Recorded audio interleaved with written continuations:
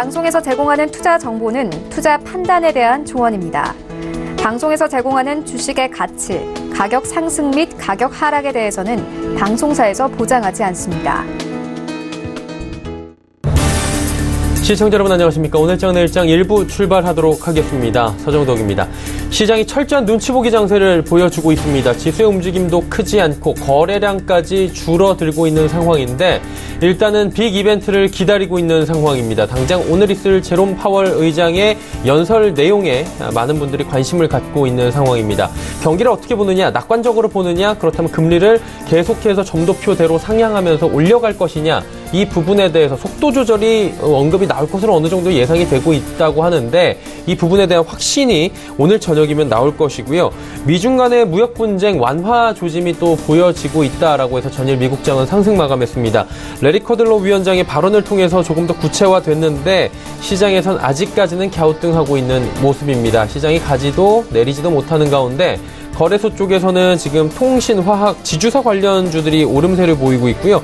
코스닥은 철저한 종목별 장세를 보여주고 있는 상황입니다. 결국에 서두에 말씀드렸다시피 시장은 철저한 눈치보기 장세를 보여줄 수밖에 없고 빅 이벤트가 끝날 때까지 어떻게 대응을 해야 되는지 이 부분에 대해서 많은 분들이 지금 갈등을 겪고 있을 수밖에 없는 시점인데 하나하나 이벤트 체크하면서 차분하게 대응을 해보도록 하겠습니다. 헤드라인 뉴스부터 전해드립니다.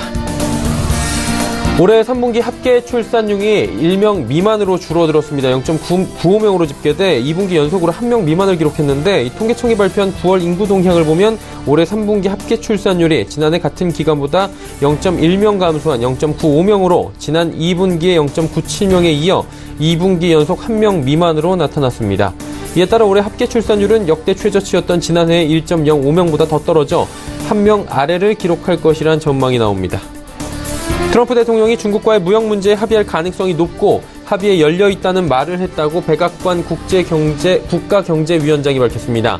레리 커들로 위원장은 오늘 백악관에서 기자회견을 열고 이번 주말 예정된 미중 간의 정상회담과 관련해 트럼프 대통령이 이같이 말했다고 전했습니다. 다만 어떠한 합의도 공정하고 공평하게 이뤄져야 한다며 특히 미국 기업의 지식재산권 보호와 강제적인 기술 이전 문제가 해결돼야 한다고 지적했습니다. 삼성바이오로직스가 금융위원회 산하 증권선물위원회 분식회계 의결에 따른 처분에 소송을 제기했습니다. 삼성바이오로직스는 집행정지 신청에 대해 투자자와 고객의 혼란을 최소화하고 소송이 진행되는 동안 발생할 수 있는 손해를 예방하기 위한 차원이라고 설명했습니다. KT 이동통신 가입자가 지난 24일 화재 이후 3영업일째 감소하고 있습니다. 한국통신사업자연합회 등의 통계를 보면 어제 KT 가입자는 160명 둔감했습니다. 이는 신규 가입자보다 이탈자가 그만큼 많다는 의미로 24일 이후 3영업일 동안 감소폭은 1,666명에 달합니다. 반면 경쟁사인 SK텔레콤과 LG유플러스는 같은 기간 가입자가 각각 224명과 1,442명이 순증했습니다. 국내 증시 흐름 바로 살펴보도록 하겠습니다. 코스피부터 만나보도록 하죠. 일단 상승폭을 조금씩 올려가고는 있습니다. 전약 후강 장세고요. 오늘도 강하진 않지만 상승폭이 소폭씩 증가되고 있는데 0.3%대까지 상승폭 키워나가고 있는 모습입니다. 하루간의 흐름들 정리해보도록 하죠. 흐름 보시면 지금 장중에 2100선이 살짝 이탈이 되면서 하락 반전하기도 했고요.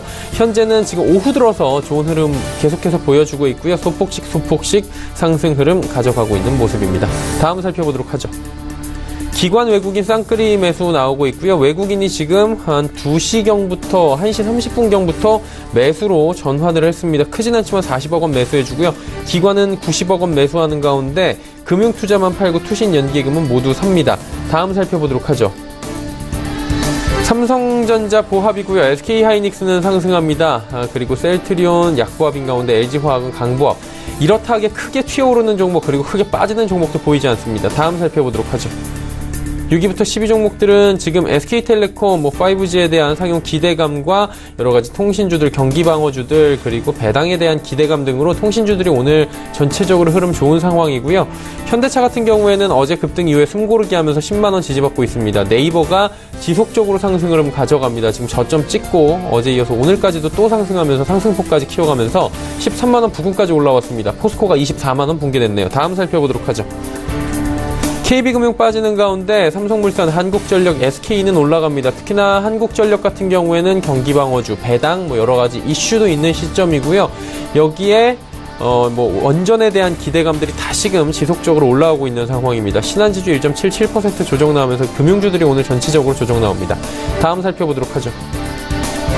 700포인트 위에서 턱걸이 계속해서 하고 있습니다. 0.15% 상승 흐름 가져가는데 코스닥 일중 흐름들 살펴보도록 하죠.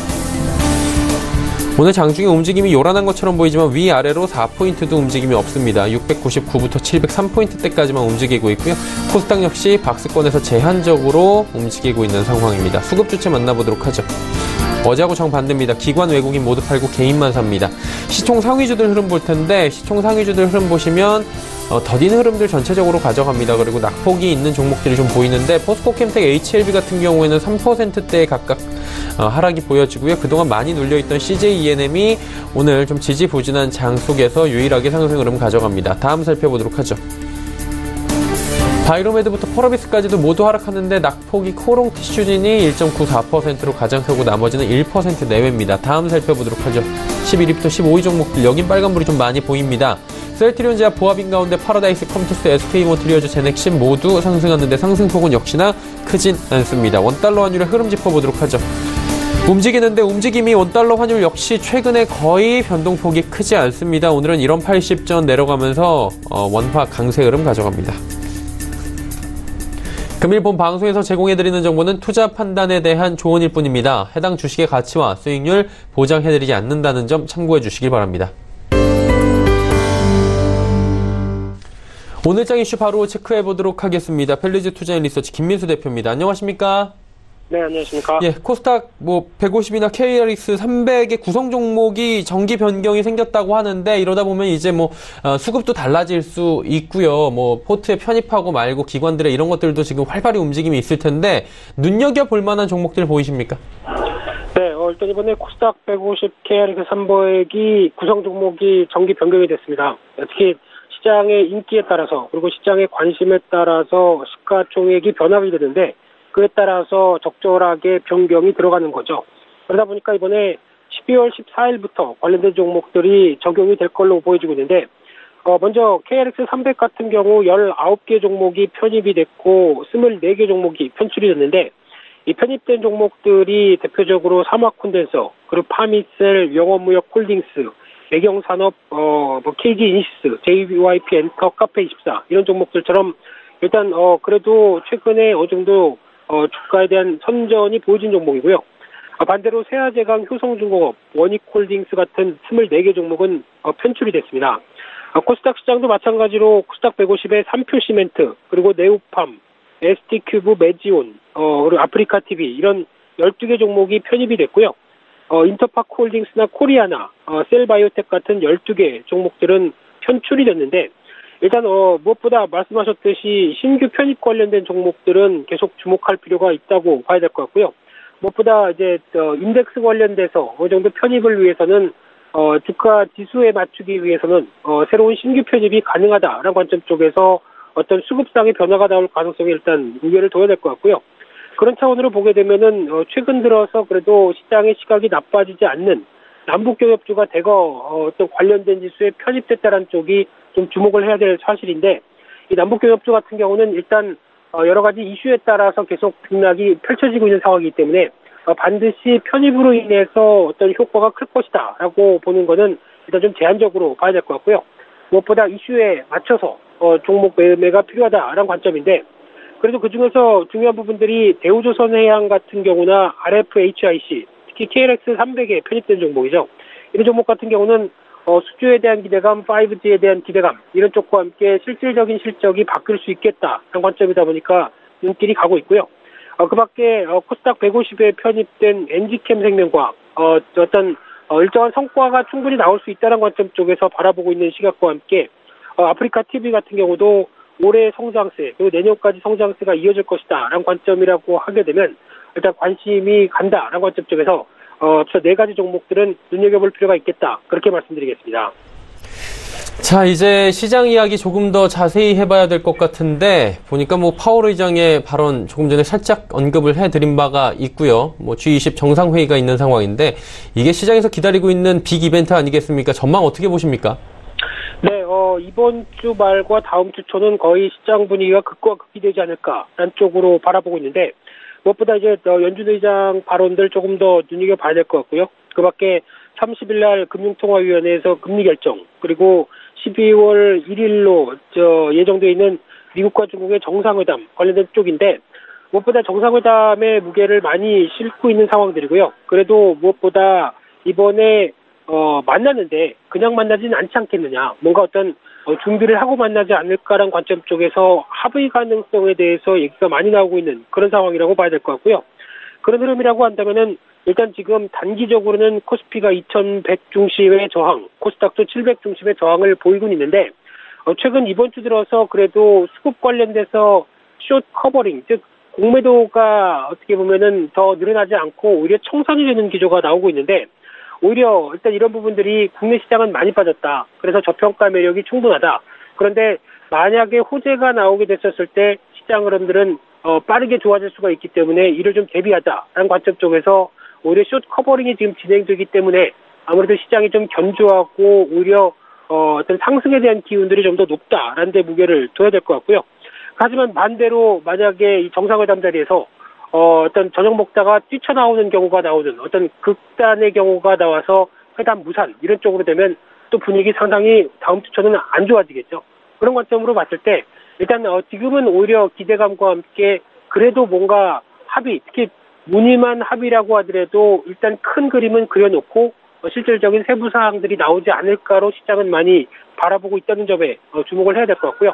그래도 무엇보다 변동성이 커질 가능성은 충분히 대비를 하면서 그래도 아직까지는 단기 중심의 대응 전략은 여전히 유효하다는 관점 쪽에서 많이 빠진 종목들 그리고 어느 정도 수급이 모이는 종목들 이런 쪽으로는 계속 매매가 이어가되 주말 이후의 전략은 여전히 일단 변동성 커지는 전략을 대비하자 이렇게 말씀드리겠습니다. 네, 알겠습니다. 오늘 말씀은 여기까지 듣도록 하겠습니다. 고맙습니다. 네, 감사합니다. 네, 펠리지 투자 리서치 김민수 대표와 함께했고요. 이슈 칼럼 이어집니다.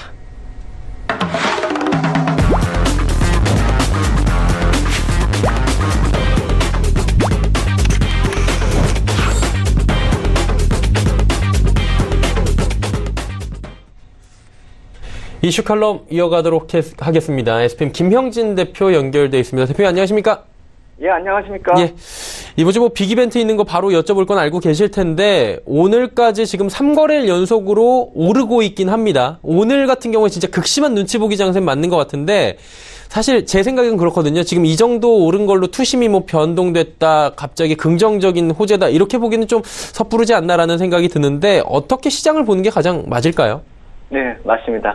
확 달라지진 않았는데 그나마 이제 좀 바닥을 다지고 있는 그런 바닥을 확인하는 과정에 진입했다. 그래서 조금은 안심을 할 수 있는 그런 변화가 시장에서 좀 나타나고 있는 심리적으로 약간 안도감이다 이렇게 봐야 되겠죠. 많은 큰 상승을 기대한다 이렇게 보기보다는 그렇게 해석하는 게 맞을 거다 이렇게 생각이 들고요.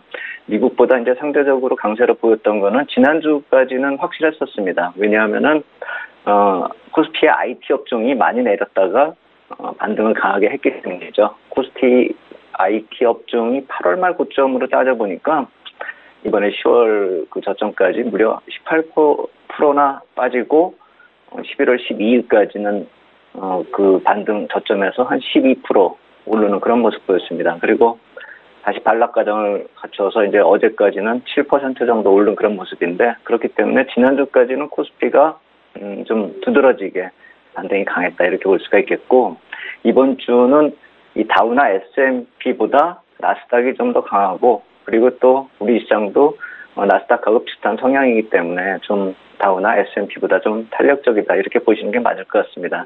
이번 조정에서 다우가 한 10% 내리고 2% 반등을 보였고 나스닥 같은 경우는 16%나 빠지고 한 3% 정도 반등하는 그런 모습이기 때문에 약간 이 폭이 그러니까 하락하는 폭과 반등하는 폭이 좀 더 이렇게 넓다 이렇게 보시는 게 맞을 것 같고요. 결국 이런 원인은 테크 업종에서 나타나는 그 변동폭이 커지는 양상 이것을 좀 주목해야 될 것 같고 시장의 키가 결국에 테크 업종에 달려있다. 이것을 다시 확인하는 그런 흐름이다. 이번 반등이요. 그렇게 볼 수가 있겠고, 다만 이 테크 업종이 뭐 새로운 시세를 만드는 건 아니지 않습니까? 그렇기 때문에 시장 분위기를 이끌어가는 그런 상황은 아니다. 해서 반전 기대하기에는 약간 좀 이르다, 시기상조다 이렇게 말씀을 드리겠고, 특히나 이제 이벤트 구간이라고 할 수 있겠죠. 뭐 오늘 밤부터 볼 수도 있겠죠. 뭐 오늘 FRB 의장께서 뭐 뉴욕 이코노미 클럽 그 은행가 모임에서 이제 강연을 시작으로 해서 주말에 뭐 G20 미중 무역회담, 그다음에 12월에 초중순까지도 각국의 통화정책 회의가 밀집돼 있죠. 여기다 만약에 이제 경제지표 발표하고 뭐 미국 국채 입찰까지 다 감안을 해버리면은 오늘부터 12월 중순까지는 거의 줄줄이 이벤트다 이렇게 보시는 게 맞을 것 같고요. 그래서 최근에 금리 또 이 무역 분쟁 관련해서 이런 좀 무게감이 있었던 악재들이 약간 좀 완화되는 것이 시장에 반영이 되는 상황이다. 이렇게 인식하는 게 어제 오늘 흐름이다. 이렇게 보시면 될 것 같습니다. 특히나 코스피 같은 경우는 기술적 흐름이 좀 긍정적으로 변화되고 있는 건 사실입니다. 물론 펀더멘탈적으로는 변한 게 없지만 코스피 10월 하락의 갭을 메우는 그런 세 번째 상승 시도가 지금 나타나고 있는 것이거든요. 그래서 10월의 갭 발생 구간이 2050에서 2100포인트이기 때문에 그래서 2100포인트를 자꾸 말씀을 드리는 것이거든요. 그래서 여기까지는 계속 툭툭 치고 올라오는데 여기서 정말로 의미 있게 좀 상승을 시도하려면은 2120포인트대의 저항대를 좀 넘어서는 게 필요하지 않을까라는 생각이 듭니다. 거기가 9월 말 이후에 급락이 한 38% 회복하는 레벨이기 때문에 거기를 돌파를 하게 되면은 그 다음으로 우리가 좀 많이 기대해 왔었던 시장에서 한 2200포인트까지도 기대를 해볼 수 있는 것이죠. 해서 그 첫 번째 관문으로 이 2100포인트, 이 라운드 넘버를 좀 밟고 돌아설 수 있는가, 여기가 좀 크리티컬 포인트가 되는 이유다 이렇게 말씀을 드리겠고, 이런 기대가 있는 것도 사실입니다. 기술적으로요. 하지만 조심해야 하는 이유를 계속 말씀을 드릴 수밖에 없는 게 이러한 지수대가 단기적으로 계속 박스권 상단을 만들었었고요. 또 이 무역 분쟁에 대한 기대감이 뭐 경기 흐름에서 펀더멘탈 변화가 없다라는 것을 이렇게 만회시킬 만한 그런 큰 기대감은 아니다는 점. 그래서 좀 약간 꺼림칙한 점도 많이 있지만 다만 우리가 단기적으로 이런 시세가 나타날 때 시장에 이제 선입견, 안 좋은 선입견 때문에 이런 악재가 완화되면서 좀 단기 흐름이 변화되는 거, 그것을 뭐 계속 그 중장기적으로 안 좋은 경기 흐름 때문에 다 이거 잘못된 거다 이렇게 볼 필요는 없다라는 생각이 듭니다. 적절하게 좀 단기 대응도 단기 대응을 구사하면서 시장 참여하는 그런 대응 전략도 필요한 구간이다 이렇게 말씀을 드리겠습니다. 한마디로 이 정도로 기술적으로 올라왔으니까 이제 던져야 해. 어차피 경기는 안 좋을 거야라고 무조건적으로 비관적으로 볼 필요는 없다라고 한마디로 대응을 좀 잘 하면 괜찮은 시점이다라고 보시는 것 같은데 이제 한 달 남았어요. 예, 이번 주면 벌써 12월이고 12월 되면 이제 산타랠리다 뭐다 얘기들 나올 텐데 어떻게 기대가 좀 되시는지 대표님도 궁금하네요. 네, 근데 이제 앞 질문에서는 제가 뭐 그렇게 좀 약간의 긍정적인 말씀을 드렸지만 우리가 12월로 이렇게 보면은 그러니까 지금은 악재가 좀 완화되는 구간이다 이렇게 볼 수가 있겠지만 중장기적으로 놓고 보면은 그게 악재가 완화된 다음에 다시 또 돌아올 수 있는 그런 여러 가지 재료들을 감안했을 때 산타랠리를 지금 논할 그럴 상황은 좀 아니지 않을까라는 생각이 들고 좀 아직도 압박이 될 만한 요인들은 남아있다 이렇게 생각이 됩니다. 그러니까 아까 말씀드린 건 장기적인 이렇게 악재가 완화되는 그런 투자 심리가 안정되면서 나타나는 그런 변화다 이렇게 보시는 게 맞을 것 같고요. 연말하고 내년에 대한 전망들 이제 나타나기 시작하죠. 연말 들어서기 때문에요. 물론 우리나라의 증권사나 뭐 이런 분석치들이 지금 나오고 있지는 않은데 해외 IB들 쪽을 살펴보면은 조금씩 나오고 있습니다. 해서 좀 살펴보면은 S&P 지수로 기준으로 놓고 봤을 때 예상 밴드를 한 2,000, 낮은 데는 2,400, 좀 높게 보는 데는 3,000 정도를 보고 있더라고요. 골드만삭스가 또 3,000 얘기를 하긴 하는데, 뭐, 그 골드만삭스 같은 경우는 경우의 수를 여러 가지로 나눠가지고 3,000을 강조하지는 않고 있다. 이 점을 좀 말씀을 드려야 될 것 같고, 그렇다라고 본다면은 뭐 저점은 2019년 들어서서 지금보다도 한 10% 이상 더 내릴 수도 있다라는 생각이 드는 것이고, 고점은 잘해봐야 올해 고점 부근 정도 회복하는 그런 정도 시세가 아닐까라는 생각이 든다 이렇게 말씀을 드리겠고 최근에 우리가 이제 우리 시장에서 주목을 끌었었던 이머징 마켓이 뭐 상대적으로 강할 것이다. 뭐 이런 분석 자료 또 나왔었지 않습니까? 모건스탠인가요? 그쪽에서 나왔는데 이전에도 이런 논리가 없었던 건 아닙니다. 딱 뭐 이머징 마켓이라고 칭하지 않고 뭐 중국 시장을 빗대서 얘기하기도 했었는데 많이 내렸다, 싸졌다 뭐 이런 얘기였죠.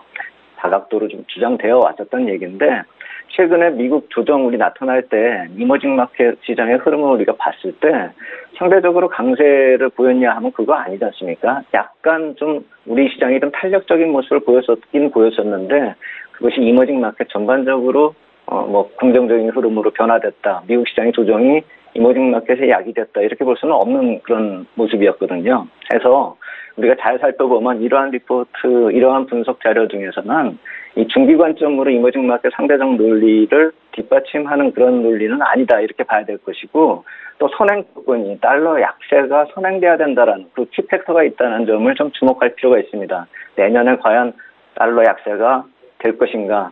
사실 외환 쪽을 진단하기는 사실 주식시장만큼이나 어렵지 않습니까? 해서 이 달러 약세가 전제되는 그런 흐름이라고 깔고 놓고 본다면은 이머징 마켓 상대적 논리는 우리가 너무 좀 강하게 신뢰하기에는 좀 힘들지 않을까라는 생각이 들고 어젯밤에 이제 연준 부의장께서 금리 인상 완화 전망 가능케 한 발언을 하셨죠. 그리고 이제 오늘 밤에는 의장께서 하실 차례고요. 그래서 이 이슈가 지금부터 12월 중순까지, 그러니까 금리 이슈가요. 완급을 조절하면서 오늘 반영되고 뭐 내일 반영되고 끝 이렇게 아니라 계속 완급을 조절하면서 강약 조절하면서 시장에 계속 영향을 줄 것이라고 이렇게 생각이 됩니다. 그에 비하면 막상 우리하고 직결되는 주말에 한국 금통위 느낌은 좀 중량감이 좀 떨어지죠. 그것에 대해서는 다음 질문에서 다시 논하고요. 다음 달 이제 미국의 금리 흐름을 이렇게 포커스를 맞춰놓고 볼 때 미국 12월 국채 발행 일정도 이제 달이 바뀌니까 제가 한번 점검을 다시 해보니까 물론 예전에도 한번 말씀을 드렸을 것입니다. 4분기에 가장 부담스러운 거는 점점 부담이 돼서 12월이다 이렇게 말씀을 드렸었습니다. 그래서 총 발행 물량 따져보니까 7,790억 달러긴 한데 그거는 11월하고 비교해서 큰 차이가 없는데 신규 발행 물량이 엄청 증가합니다. 2,208억 달러가 증가하거든요. 그래서 4분기에서 가장 부담스럽다라고 표현을 하는 것입니다. 일정상으로 이 초반부터 계속 이어져서 FOMC 회의가 18, 19일 일정인데 여기까지로 겹치고요. 또 크리스마스 랠리, 이게 산타 랠리가 좀 힘들지 않을까라는 제가 생각하는 이유 중에 하나는 크리스마스 이브에도 국채 입찰이 240억 달러가 증가해서 1,330억 달러 단기물이 또 있고요. 그리고 그 주의 중반, 그러니까 마지막 주에 12월 마지막 주에 688억 달러가 증가해가지고 1,450억 달러 입찰도 또 있습니다. 그렇기 때문에 12월 시장 마지막 날까지도 금리의 문제에서 그렇게 자유롭기가 힘든 그런 수급 구도가 지금 이어져 있고 그래서 FRB 지금 코멘트들 오늘 밤부터 이어지는 그런 금리 이슈 그리고 뭐 당연히 FOMC 회의는 중요하겠죠. 그렇기 때문에 여기 금리 이슈에 대한 완화 가능성이 나타날 것인가 이런 가능성에 대해서도 한번 생각을 해보는 것이고 그래서 사람들이 기대감을 가질 수 있는 그런 상황들이 나타나고 있는 것이죠. 혹시나 해가지고요. 그래서 그러한 시장의 고민이 이제 점차 가시화되는 것이고 그것을 확인하고 싶은 심리가 시장에 만연되어 있기 때문에 시장 변동성이 그러니까 이 시장 변동성이라는 건 꼭 하락을 얘기하는 게 아니죠. 위든 아래든 변동폭이 커질 수 있는 시기가 다가오고 있다. 이렇게 말씀을 드리겠습니다. 뭐 FRB 말씀을 해 주셨는데 코멘트가 이제 뭐 의장의 코멘트가 오늘 나올 텐데 그 부분을 보고 한은도 좀 금리를 인상할지 동결을 할지 결정하지 않을까라는 예측들도 지금 나오고 있는 만큼 금리 이슈 지금 민감하게 움직일 수밖에 없는 시점인데 어떻게 보십니까? 금리 이슈에 대해서는 지금 뭐 풀어가는 방정식이 다 있을 텐데 대표님의 방정식은 또 어떤지 궁금하네요. 네, 말씀하신 대로 오늘 이제 나오는 얘기에서 힌트를 얻고 더 이제 가능성을 키울 수가 있겠다라고 볼 수가 있겠는데 어찌됐건 지금 시장에서는 금통위 금리 인상 가능성이 큰 걸로 보고 있는 것이고 당연히 그렇게 돼야 된다라고 또 저도 개인적으로 생각을 합니다. 결국 1.5%에서 25bp 상승하는 그런 모습인데 실제 금리들이 이렇게 선 반영을 하고 있는 그런 모습들이기 때문에 실제로 시장에 이런 큰 충격이 갈 것인가 이거에 대해서는 좀 생각해 볼 필요가 있습니다. 제 생각엔 별로 충격이 없을 것 같다라는 생각이 들고요. 10년물 국채금리를 그래서 우리나라 거요. 미국 거 말고요. 10년물 국채금리 3분기 이 흐름을 놓고 보면은 금리 하단이 이제 3분기에 계속 2.25%를 저점으로 이렇게 올라가고 했었는데 최근에 여기를 이탈을 해버리면서 2.15%까지 좀 떨어지고 있는 모습입니다. 해서 이번에 금리 인상이 나타나더라도 만약에 그걸 끊는다라고 감안한다면은 실세 금리가 오히려 반락할 수도 있는 그런 모습이 아닐까. 그것을 지금 10년물 국채 금리가 나타내고 있는 것이 아닐까라는 생각이 든다 이렇게 말씀을 드리겠고 결국 제 판단보다도 시장의 흐름을 보고 말씀을 드리고자 하는 것인데 주식시장에서 한번 느껴본다라고 본다면 오늘 금융업종들 많이 약하죠. 보험업종 같은 경우가 거의 1% 약세에서 왔다 갔다 하고 있는데 이거 역시 마찬가지로 대표적인 수혜주가 이런 모습을 보인다는 것이 이런 금리 인상의 효과가 단기적으로 마무리될 것이 아닌가, 그것을 암시하는 것이 아닐까. 그리고 추가적인 금리 인상에 대해서는 좀 더 시장에서 두고 보자라는 심리가 강한 것이 아닌가라는 생각이 들고요. 마찬가지로 금융지주 쪽도 마찬가지입니다. 이쪽이 금리 인상을 하면 예대금리 쪽으로 좀 수익을 더 늘릴 수 있을 것이다라는 기대감이 있긴 있는 그런 업종이죠. 하지만 이 역시 마찬가지로 이번에 한정되는 그런 재료라고 한다면 크게 반응할 수가 없는 그런 것을 지금 주가가 나타내고 있는 것이 아닌가. 그리고 더군다나 카드 수수료 내리고 하는 그런 정책적인 움직임이요. 그런 것을 감안했을 때 과연 금리 올린다 해서 은행들이 마음대로 예대금리 이렇게 많이 남겨놓을 수 있는 그런 상황이 올까라는 거에 대한 것도 시장에서 반영이 되는 것이 아닌가. 한번 그렇게 생각해 볼 필요가 있어 보이고 금리 흐름 때문에 연관되는 이런 업종들 말고 오늘 흐름에서는 반등이 벌써 이틀째 되니까 어느 정도 의미가 있는 그런 업종들 흐름이 나타나는데 최근엔 자동차가 신저가 내다가 반등 좀 강하게 나타났죠. 그러니까 또 오늘 같은 경우 철강 쪽이 신저가를 만듭니다. 해서 이런 업황과 연관되는 원자재 시세하고 바로 직결되는 철강이 나타내는 의미가 원자재 쪽 시장을 그대로 나타내고 있다. 이렇게 볼 수가 있겠고 화학과 더불어서 이런 소재 업종 같은 경우는 우리가 직접 투자의 대상으로 보기보다는 그래서 경기 사이클 순환 흐름의 어느 자리인가 이것이 반등할 때가 우리가 시장이 전체적으로 돌아설 수 있는 경기가 다시 돌아서는 그 시그널이 될 수 있지 않을까라고 좀 주목할 필요가 있어 보인다. 아직은 아니다 이렇게 말씀을 드리겠고 반대로 그래서 소재 업종이 약한 원인이 원자재하고 연관이 되면은 원자재 약세하고 더불어서 강한 시세를 보이고 있는 음식료하고 유틸리티 이쪽도 한번 원가 절감 차원의 수혜를 보는 그런 업종으로 우리가 좀 눈여겨볼 필요가 있어 보이고 가장 여기서 오늘 같은 경우 의미가 있는 통신업종 사람들이 꼽고 있죠. 여기서는 저는 이게 약세장 대안이다, 배당이다 이런 얘기보다도 일정상의 접근이 좀 필요하다라고 봅니다. 이 12월 1일에 통신 3사가 5G, 5G 전파 송출 예정이죠. 그것이 12월 1일이라고 생각을 한다면 거래일수로 보면 며칠 남지가 않았습니다. 해서 트레이딩 타이밍을 놓고 봤을 때는 오늘부터 오히려 이익 실현의 기회를 삼아야 되지 않을까. 물론 12월 1일에 뉴스에 바로 팔아봐야 된다 이런 얘기도 나올 수가 있겠지만 시세가 강하게 나타나고 있다는 점 그리고 거의 신고점으로 들어서고 있다는 점에서 그날로 이익 실현할 그럴 타이밍이 되지 않았을까. 통신업종은 그렇게 본다 이렇게 말씀을 드리겠습니다. 지금 유일하게 잘 달리고 있는 통신업종에 대한 코멘트까지도 해주셨는데 이제 마지막 질문 하나 드리면서 마무리하도록 하죠. 투자 전략 매번 여쭤보는데 오늘도 어렵습니다. 진짜 이거 빼야 되나 말아야 되나부터 지금 시점이 참 그런데 어떤 전략 필요할까요? 네, 주요 지수대 근접을 했고요. 또 이제 시장 반등하면서 종목별로 보면은 지수가 좀 많이 올라오다 보니까 시세 발산 국면으로 들어서는 그런 모습들이 나타나고 있습니다. 방금 전에 말씀드린 통신업종도 거에 해당되는 것이고요. 해서 지금 계속 이제 저는 2,100포인트는 현금화의 기회다 이렇게 말씀을 드렸는데 그것을 그대로 연장해서 생각해 볼 필요가 있어서 단기 분할 현금화의 기회로 좀 볼 필요가 있지 않을까. 물론 딱 지수대만 놓고 보는 것이 아니라 종목별로 시세가 발산되는 그런 경우를 말씀을 드리는 것입니다. 왜냐하면은 이 주도주가 없는 시장 흐름이기 때문에 큰 수익률을 기대하기에는 그래서 중장기적으로 접근하기에는 약간 좀 어렵지 않을까라는 시각이 저는 아직도 가지고 있는 것이고요. 또 이 순환매성으로 단기 시세가 나타날 때 연속성이 떨어집니다. 해서 종목별로 급등량이 나타나고 급등하는 경우도 있긴 있는데 그건 보유자의 영역이지 추격 매수할 때가 아니라는 것이죠. 해서 기술적으로 지수만큼이나 종목들로 크리티컬한 구간에 들어서는 그런 경우가 있기 때문에 주가가 조금 더 상승하면 매수 신호를 나타내기도 하지만 여기서 조금만 내려도 매도 신호가 나타나는 그런 좀 하루 이틀 사이에 흐름이 달라지는 그런 모습들이기 때문에 추격 매수나 매도는 좀 자제하고 보유 종목에 대해서 현금화 시점을 좀 선택해보자 이렇게 말씀을 드리겠습니다. 네, 단기 현금화도 필요하고 추격 매수는 지금 좀 자제해야 될 구간이다라고 정리해 주셨습니다. 자, 오늘 말씀은 여기까지 듣도록 하겠습니다. 고맙습니다, 대표님.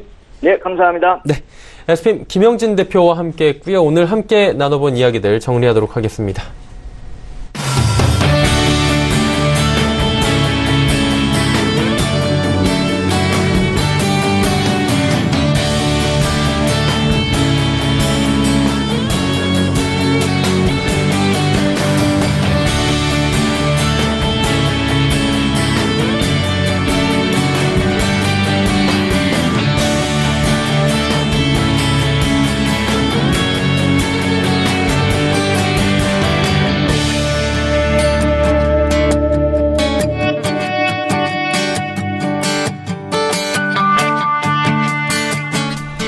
오늘 채널 일장 1부 함께 하셨습니다. 잠시 뒤 2부 예고해드립니다. 2부에서는 두 분의 전문가와 함께하는 시간 레벨업 트레이딩 타임 시간이 오늘도 준비가 돼 있습니다.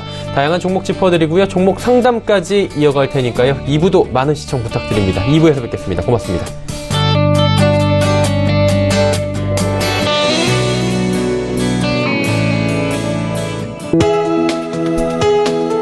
본 방송에서 제공하는 투자 정보는 투자 판단에 대한 조언입니다.